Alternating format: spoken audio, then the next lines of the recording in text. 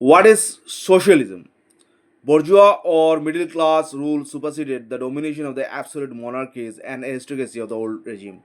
So, when the aristocracy or monarchy was replaced by the bourgeois class, then the ideas of socialism emerged.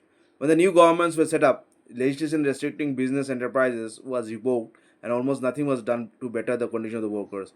So, workers, with the emergence of capitalism, the workers were very much exploited by the capitalist class, and the rich businessmen or enterprises usually used to uh, oppress the workers. Socialism was therefore the proletariats, the workers' answer to the restrictions imposed upon them by the bourgeois rule. So when the bourgeois replaced the monarchies or aristocracies, and they started exploiting the proletariat or the workers, then the socialism movement started. The socialist idea of political organization took diverse forms, ranging from legislative evolutionary reform without disturbing the political structure of the state to a violent revolution overthrow of existing governments and the establishment of political order controlled by the workers.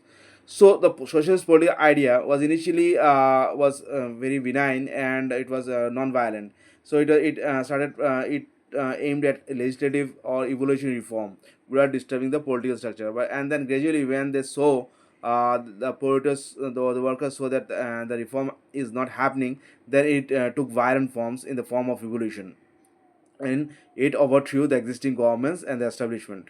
So the origin of socialism can be dated back to the French Revolution. So during the French Revolution, this particular notion of socialism emerged when assortment of ideas for the reconstruction society were mooted.